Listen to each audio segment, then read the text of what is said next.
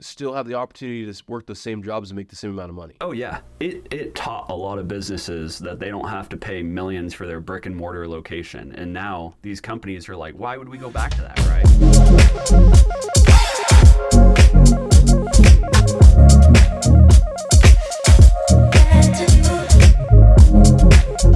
We should just dive into what we've recently experienced maybe in the last 30 days, guys.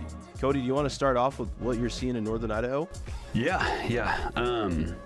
So obviously I have data showing from December to January, but honestly, we've even seen more changes in the last 2 weeks, right? We don't have February numbers out yet. So from what I'm actually seeing, more anecdotal stuff is things are starting to pick up, but at the same time, people are kind of sitting for a second, and we're only 2 weeks out from spring, right? That March 1st date that we want to hit for listing properties and stuff. So everyone I talk to, I'm telling my clients, hey, wait to list, right? And just like a lot of other realtors, we're saying that. So right now, we kind of have this little lull for the next 2 weeks. I feel like things are moving, but not like, not like it was even at the start of, end of January, start of February. Things were popping off like crazy. It was the busiest winter we've had. But then now there is kind of a little dip here. So that's what I'm seeing this month. Now, as far as the start of the year, because the last one we did was a market update, of course, for the whole year, right? And so starting out this year now, we've been losing some inventory. So I'll go to like Coeur d'Alene, which is the one everyone, my main city up here, the one that everyone is kind of looking at specifically. And then I'll go to normal, like just county stats, right? So we are currently sitting at 188 properties in Coeur d'Alene for residential properties, but we were at 230 even last month. So again, in the last couple weeks here, we've been dropping off in inventory. So that's expected, to me at least, because again, everyone's just waiting. As soon as we see that start of March, it's going to start picking back up. But right now, not a lot of options out there. But one of the things that we do see that's pretty encouraging is that new properties being listed are finally listing at a point that is reasonable. It used to be people were listing, like, let's go back to March, for example. People were listing in March at $750 for the median, which was just outrageous, right? And then now people are listing at $560. So huge drop.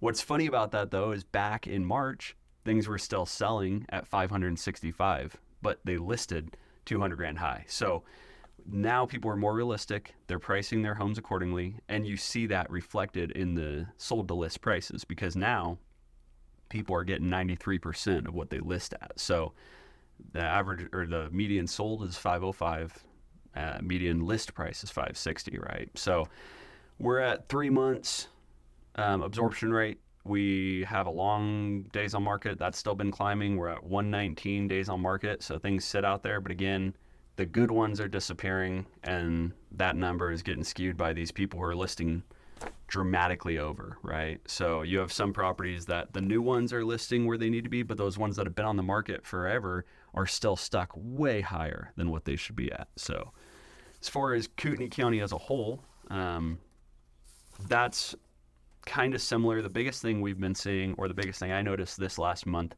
was multifamilies. So multifamily, partially because, you had the Fannie Freddie stuff, the loan requirements change. And I think we talked about that last time, but where you can put less money down, right? And that started in November 18th of this last year. So sure enough, I saw it change pretty quickly, where we were going up until December. We were getting more and more properties. And then we lost about 17% of them. They just sold, because now you have that many more buyers who are able to purchase those, right? People who only had the 5% down or whatever. So we hit our peak properties back in August, September. And then now we're down to about 1,400 properties for residential in the whole county. So, whole county being, 13,000 square miles, or I'm sorry, 1,310 square miles. But other than that, whole county is at 3.87 absorption rate. We're still at that 93% for listings sold. So people are still getting deals, but I mean, 10% off is kind of where you cap. You know, some people are coming and trying to throw offers at 20% off. It's just not happening. We just don't see that. Those aren't closing. So. And I think there's something really important to point out because, you know, you're doing a lot of business. Zach's doing a lot of business. I'm doing a lot of business. What I'm seeing too is like we are getting some of those unrealistic buyers, right? That are like, this house has been on the market for 100 days. Let's offer $50,000 less. You know, like, dude, if I was a seller, I wouldn't take $50,000 less on my house just to get it sold, right? So I think like that is something that, you know, we should share since you brought that up. So if you guys are listening, Cody's saying that sometimes that you can get maybe 10% off the house, right? Sometimes. Good case. But you said something in there that I believe I heard this correctly. I think you said 96% of sellers are getting their asking price. Is that correct? Yeah. Well, they're getting 96% of their asking price, right? Or 93 is what the number was. But point being that, yeah, you're listing at 500, you're getting your offer accepted at whatever that is, 400 and whatever that math is, 7% off, right? Yeah. So, but still, but you got to also think too, because there's probably a lot of those sellers that were in there that still are having very unrealistic expectations, right? So more than likely, majority of the properties that are listed on the market or on the MLS are probably getting a full price offer, right? Yeah. Because there's a lot of outliers, right? So I think one thing that I've personally have, you know, been experiencing with these buyers, is that they think that if a house is on the market for X amount of days, 100 days, 200 days, they think that they can just offer whatever they want, but they really can't. And so I think, you know, if you are a buyer and you're looking to move to Idaho, you know, definitely hire someone like us that has these stats and information to let you know if a property is priced fairly or not. You know, I recently took on a listing on Friday. I listed at $319,900. I knew that the values in that neighborhood were around $330 to $335, but I decided to list it lower, and we had multiple offers and had it under contract by this morning. So we were on the market for 5 days and got a $10,000 above asking price offer on the property. Yep. I was going to say, you probably even pushed it above, right? Because that's the thing. And that's one of the things sellers, we have that conversation all the time, right? Where you're trying to convince them, look, listing high does not mean you're going to make more money. That's just not how that works. No. And I think like that's like the historic, you know, kind of like dinosaur negotiation angle that a lot of people have is let's list high and try to work down low, right? But it makes more sense to price your home aggressively if you're a seller, price it aggressively within the fair market average to get more attraction and possibly better offers, right? Yep. Absolutely. Okay, so I think that's huge for sellers to understand, because I know that a lot of sellers think they know the market better than us, but when they actually allow us to do our job, we have success, right? Can you guys agree? Yeah. Well, and maybe they know the market better than me in another area, but people don't give the consideration when you're watching the news and you're seeing national stats. The reason we're doing this and we're going over our market data here is because it's going to be different than what's going on in Virginia or in New York or California or wherever the hell, right? So the whole idea is that one of the characteristics of real estate is hyper locality. It's just local, right? That you always hear that location. That's what it's talking about, is everywhere has their own considerations. I don't care what's going on in another state. I'm sorry. I don't even care what's going on as much in your areas because it's not affecting me, right? That's why we all partner up here, because you know your area. I don't. Yeah, exactly. Exactly. If I get a call from a seller in Coeur d'Alene that wants to list their house, I'm going to say, yeah, I sure am not going to help you with that. I'm going to send you to Cody because I don't know anything about what's going on up there. So Cody, thanks for that. That information is really good, and I think that a lot of viewers are going to take that in when they're considering moving to northern Idaho this year.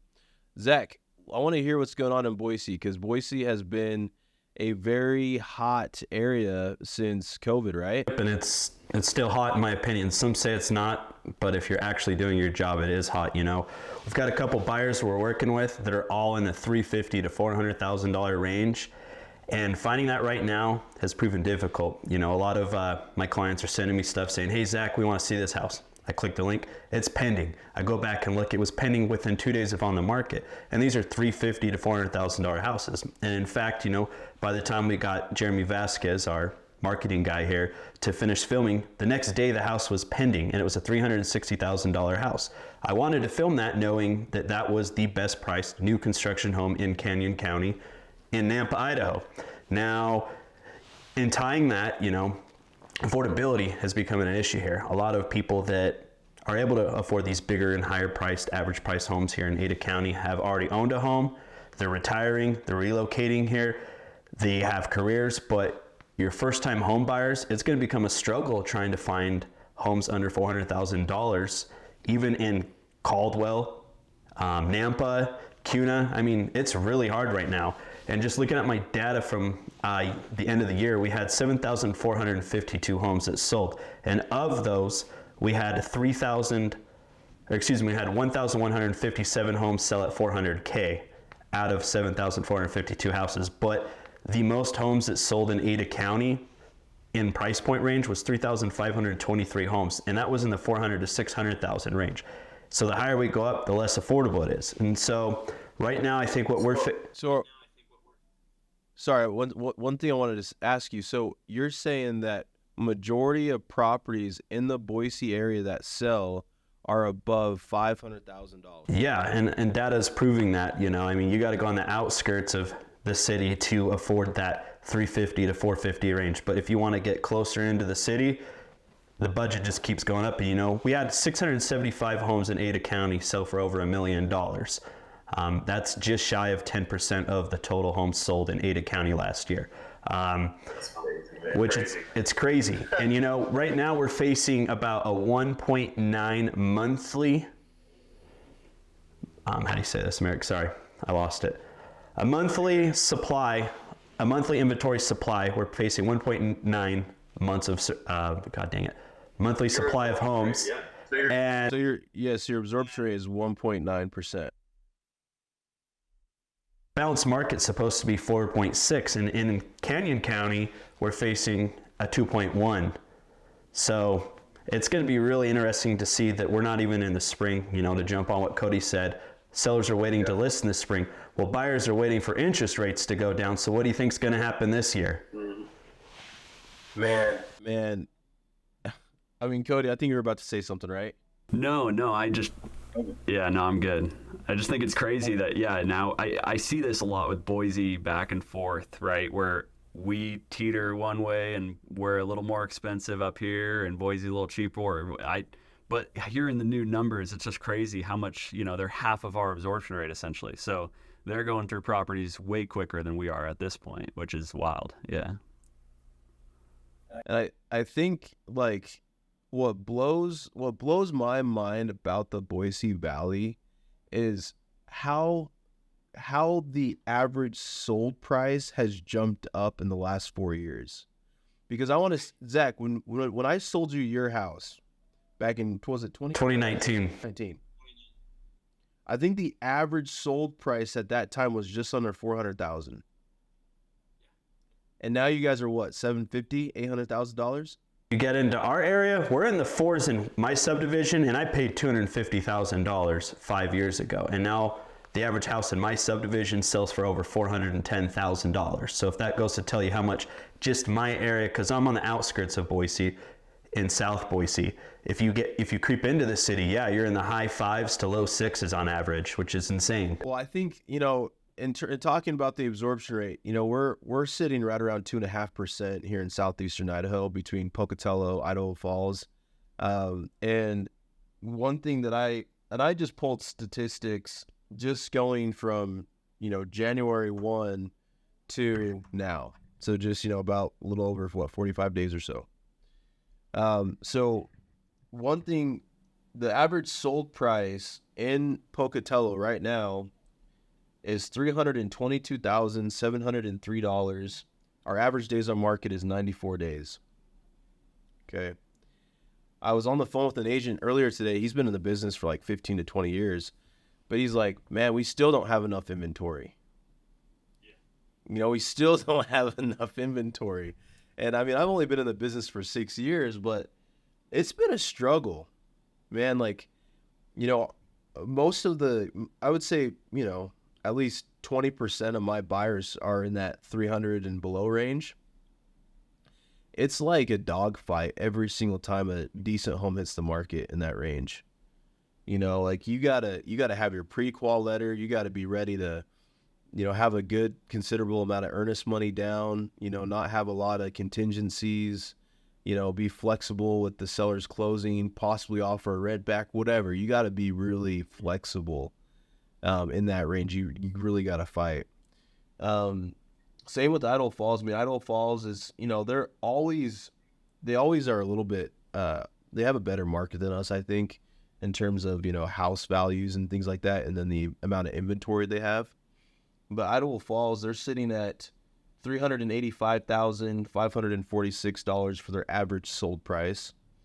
And their average days on market is 65 days.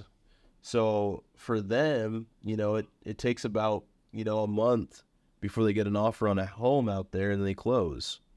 So that's not too bad. That's pretty realistic and, on par with what we've seen over the last couple of years in Idaho Falls, I would say.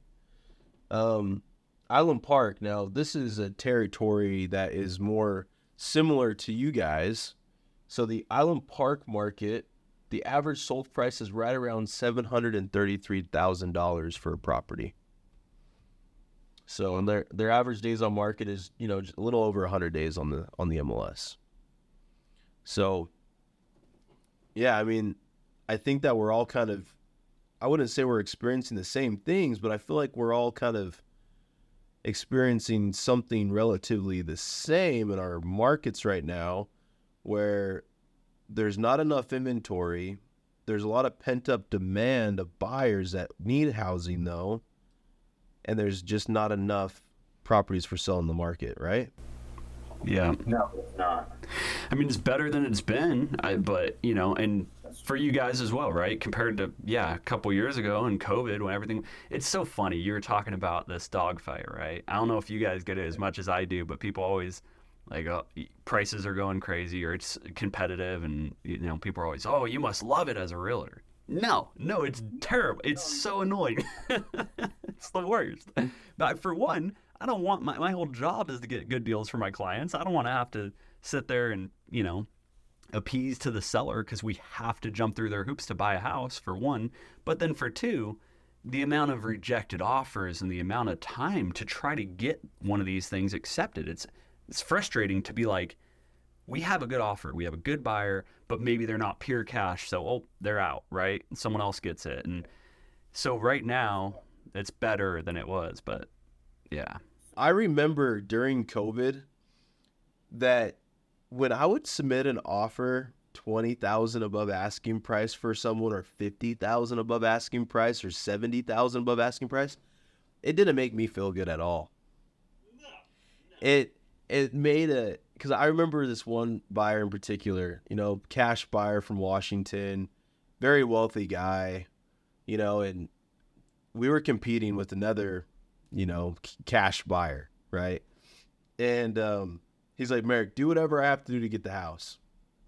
And I'm like, okay. So I go to the listing agent. I'm like, hey, so we want to submit an offer on this property. He hadn't even seen the property, for God's sake. He didn't even see it. I just video toured it for him on FaceTime. Anyways, so we get done looking at the house. He says, I want this house. Do what you got to do to get this house for me. I said, okay. So the house, I want to say, was listed, I think, at $525, 5 bed, 3 bath, 3 car garage on a 1/4 acre lot in Idaho Falls. Anyways, actually it was on a 1/2 acre. Anyways, beautiful home. So I called the listing agent. I said, hey, so where do we have to offer to be close to the next, highest offer? She's like, Merrick, the highest offer we have is $50,000 over asking price, and it's cash. So 575, like what? Okay.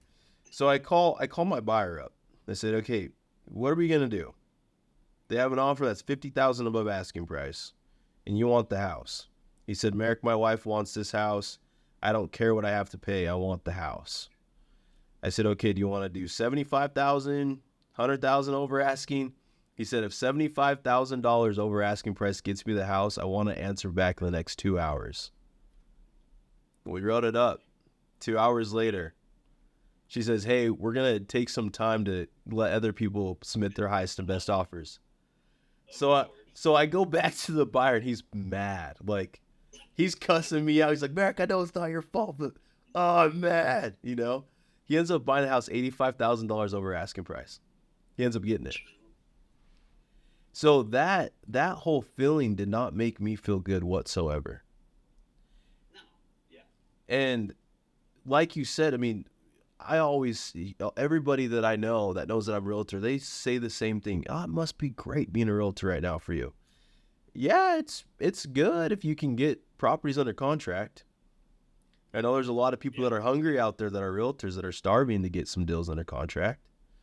So Yeah, it doesn't matter how much it is. If you can't get the thing in contract, who cares, right? And yeah, it's one of those where the amount of competition back when we had, gosh, a couple years ago, I remember, I don't even remember what month it was. It was probably like coming into spring of 20, maybe even 2021 probably. 22, whatever it was. But it was a year where we had, 400 properties 400 residential on the MLS, right? We got 1,400 now, right? So I talk about, yeah, it's not great. We need more inventory. We still don't even have 4 months of absorption rate, but we're doing a whole lot better than we were. And back then, you have 400 properties in the market and 3,000 agents, right? You do the math on how many people are actually closing deals. There's only so many of us who are staying busy, right, in a market like that. And so definitely not the ideal market for most realtors, I would say.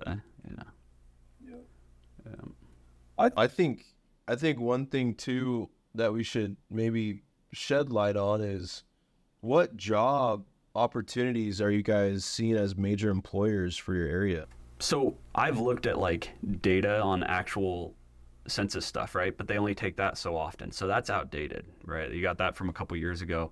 What I see more than anything, and it's no surprise, is that you have a lot of governmental stuff. So like law enforcement, fire, pseudo governmental, so like hospital stuff, right?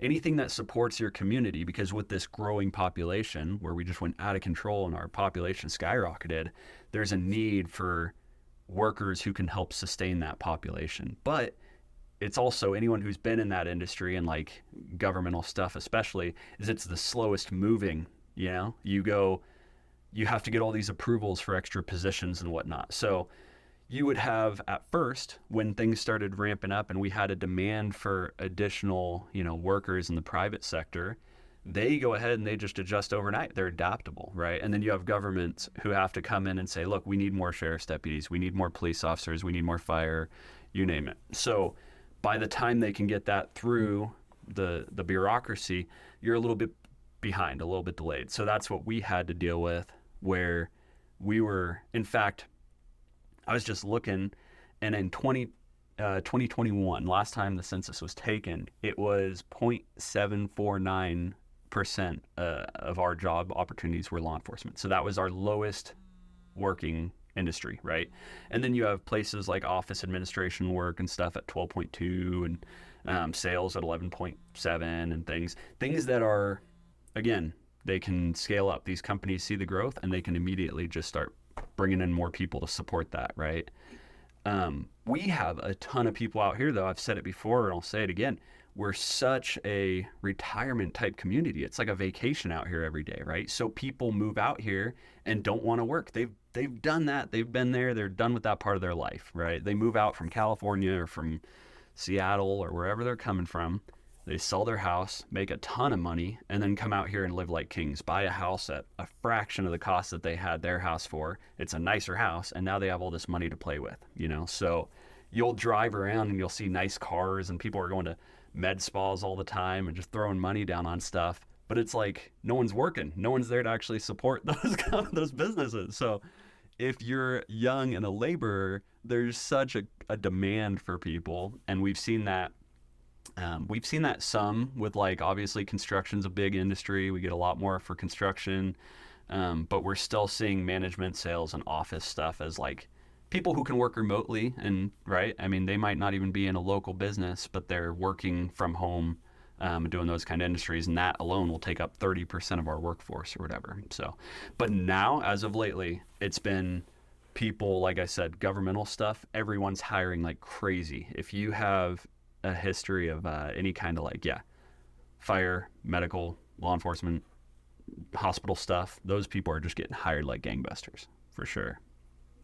And I think that that's something that Zach and myself can attest to too, because we have Portneuf Hospital, which is always employing, medical professionals. We also have ISU, college, so there's always hiring for staff and teachers, but I think staff is a huge, employer for our area, for Idaho State University. Like Costco. Do you guys have a Costco in Northern Idaho? Okay. I feel like Costco is a major employer here in southeastern Idaho. We have 2 Costco's within 45 minutes of each other. Idaho National Laboratory is a huge employer. I actually have sold quite a few people homes that have worked at the site. So I know that they pay very well. They have good benefits. And I know that there's quite a few guys that don't have any degrees that work out there that are making just under 100,000 a year. So that's huge. What do they do? What's that company do? So it's a nuclear plant. They have different sites. They have like multiple different sites that you can work at at the site. It's like its own little city. But I have a few friends that like are laborers. They do like construction work out there. I have a few friends that that are like bodyguards out there. Like I have my uncle-in-law, he's a chemist out there. Like there's so many jobs out there that I can't even name. Nuclear waste retrieval. They have semi-truck drivers that remove the waste after it's taken out. They have the security like Merrick was talking about. So a lot of former police officers and law enforcement, they make well over 6 figures a year because of all the overtime, because overtime's already implemented in their stuff, but they have very strict requirements as far as fitness levels. Before I got into real estate, I had attempted to do that, but didn't quite make it there because the hours are long and it's outside of, it's just before Arco, Idaho. So, I mean, there's quite a few different ways to getting there. And of course, JR Simplot, Merrick, remember that one? So yeah, Simplot is another high employer. They do pay very well. They have a lot of job opportunities out there. I was going to say Basic American Foods, right? That's huge too out here in southeastern Idaho. I don't know what the average income earner is out there, but it's got to be over 60,000 a year. And I think the last one that I have would be Lamb Weston and Amy's Kitchen. So I know I've sold a lot of homes out, to buyers that work at those 2 facilities that, are making over 50 grand to 60 grand a year as well. Do you guys have like Ziply and Spectrum and places like that out there for? No. Really? We have, you mentioned, people with no degrees and stuff. Made me think of because I've closed several people who worked for like Ziply and they were doing fiber installation for internet and that kind of thing. So it's not like manual labor so much as it's like tech stuff within the home, right? And those guys are making easy over a lot of them, and it's partially because of the overtime, but I've dealt with a lot of them and their financials look awesome. They get paid well for what they do. Yeah. So we have, I think it's Direct Communications out in southeastern Idaho is the fiber optic, company that does that. But I have a friend that he was working with them and he made a lot of money and then he got a opportunity to fly out to Virginia and do some stuff. But yeah, I mean, I think that's something I feel like we could talk about is like, you don't have to necessarily go to college these days to make a good living wage for your family. Shoot, you shouldn't. You shouldn't go to college. We'll get political here, but you shouldn't do it. Don't do it. We want to be careful on saying that. We don't want to have like some 18-year-old kid be like, Mom, I just watched this podcast. I'm not going to college anymore. But no, I mean, like reality though, I watched a video recently, TikTok video, just like talking about how America was made to, graduate from high school, you go to college, you get a 4-year degree, you get a good living wage, you buy a house, you buy a car, you start a family. But nowadays, you can't afford to go to college, buy a house right after college, get a car, and start a family because you're so much in debt. The interest payments or whatever it is too much. Housing's too much. Cars are too much. And wages haven't really changed that much when you have a professional degree. Well, wages haven't for those industries too. You go to depending on what you go to school for, right? But you're going to school for something, and the demand for some kind of tech job is only diminishing because you have more and more people going into that industry, and now you have AI replacing a lot of those jobs anyway and speeding, making it more efficient. And then you get laborers. We're always needing HVAC people. We're always needing someone to go install Ziply lines or Spectrum or whatever. And that demand is high, and prices keep going up for that, and we're paying more and more. But I don't know. That's up here. I see these kids go and start a snow shoveling company, and they just kill it. Just killing it. Doing way better than someone who's going to college. It's just, yeah. And I think too, just like the trades, right? Because those are trade fields. I think trades are always going to be a high demand for anybody that is having a hard time deciding what to do in life. Go and find a trade and learn a skill and go and pursue it, because there's always going to be demand for, laborers, for, construction people. And, the thing about it is too, like, people are always like, man, like, I don't want to work at McDonald's for the rest of my life or whatever, right? We got to applaud those people too, because we can't have a functioning society without those people, right? So I think that it's something just to, maybe kind of think about, but that's just my opinion. Well, and that's the thing. I don't know about your guys' areas with like fast food or any kind of like retail, like, jobs that are lower class, whatever, meant for high school, or people always critique those jobs as, it's below me. But it's like those jobs are paying quite well too up here, because again, we have people up here supporting those businesses, but no one to work those businesses. So I don't know if it's just heavily skewed in this area, but I'll tell you what, it's hilarious watching these, states where they're pushing for 15 minimum wage or whatever, $15 minimum wage, and then over here we're at what, we're still the federal minimum. What is it, $7.85 or something silly?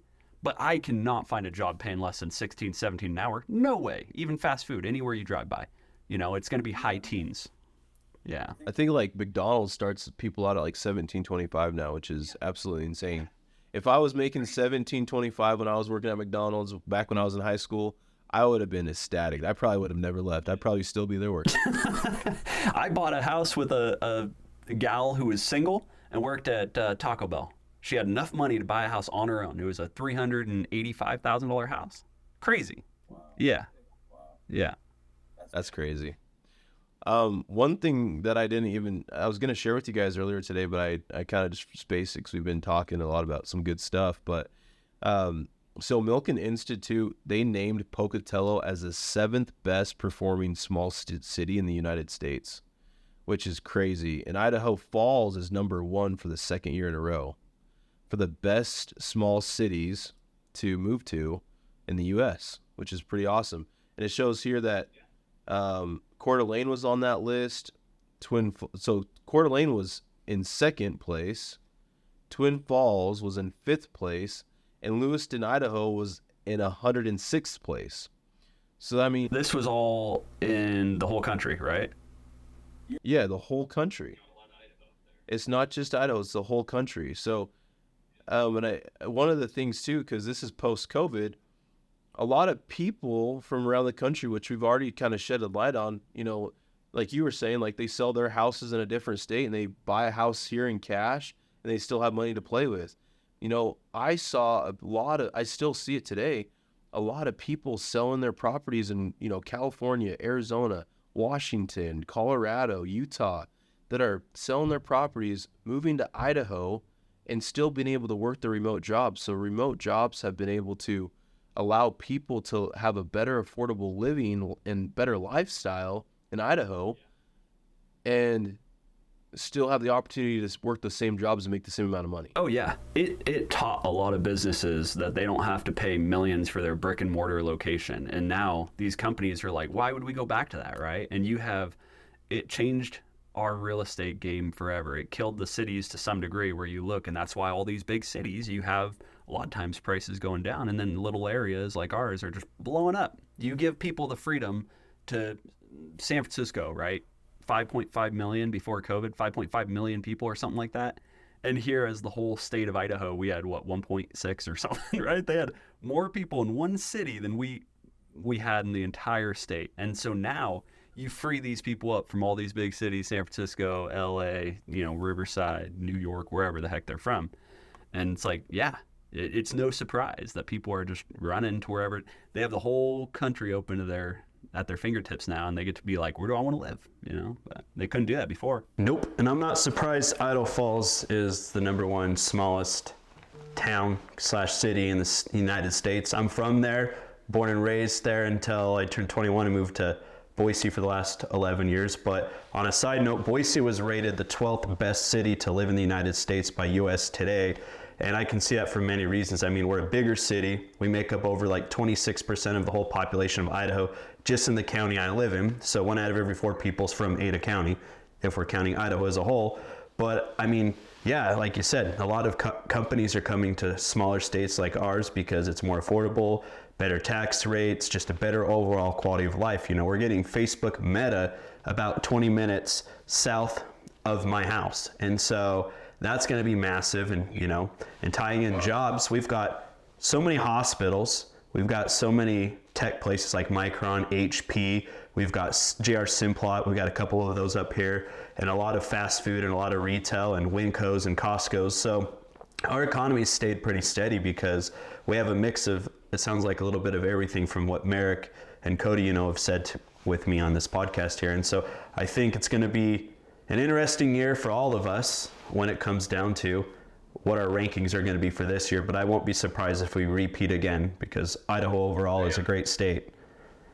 Well, I don't know what there's probably several different institutions that are doing these rankings, but yeah, if you mentioned Coeur d'Alene #2 on something, I haven't been following that anymore, but I know a few years ago we were #1, and during COVID, and it was a little after COVID, but it was like a big deal where people were just, once you put those out, right, then it's like now all of a sudden you're just getting pummeled with people because people from wherever in the country see this thing. But yeah, I don't know. I don't even follow it anymore, but I've known that just things haven't seemed to be slowing down for any of us. And I don't know, maybe a little bit after COVID, but it sure seems like our market's going to keep going for a while. We'll see. I honestly do truthfully believe that, we are going to see a massive movement of people coming to our state for years to come. I truly believe that because, I go to I've gone to Utah and things like that. Utah is cool kind of, but it's really congested. The air quality sucks, and I would much rather live in a state that's 4 to 2 hours away, whatever, that has better air quality, for one, because I'm huge into having healthy air for my kids and for myself, but and I'd rather buy a house the fraction of the cost of Utah, but still have the same similar amenities as Utah, because we have the ski hills, we have the lakes, we have the stores, we have the all the amenities that Utah essentially has, or like a California or Washington or an Oregon. And we also are, not to talk politics in any ways, but we are a pretty laid back state, in my opinion. We don't really have much, our government doesn't really control, I feel like, a lot of what's going on in my day-to-day life, right? So I feel like we're pretty relaxed. The only downside that I do see in my local area is our taxes, because we have the highest taxes in the whole state of Idaho. Bannock County has the highest taxes in all of Idaho, which doesn't make any sense, because we don't have an out, what's it called? What's that place you guys just got, the driving range? Top Golf. We don't have a Top Golf. We don't have things like that in Pocatello, but we have the highest taxes in the state of Idaho. which doesn't make sense to me. That's how Lewiston is. Lewiston, I went over there, and Coeur d'Alene is kind of like a fancy feeling place because all the money that came in, and I figured that the taxes, granted, taxes aren't bad really anywhere in Idaho compared to what people are used to when they come from here. But I had a deal down in Lewiston, right? Because I cover all the way down there.